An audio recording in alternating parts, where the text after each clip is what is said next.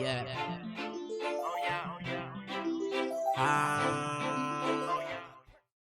Barbara is conniving. She is totally the opposite of who I am. She likes to get what she wants. She will do anything to get what she wants. Taking advantage of men and people. It's all about her. It's all about her world. Her world is very ratchet.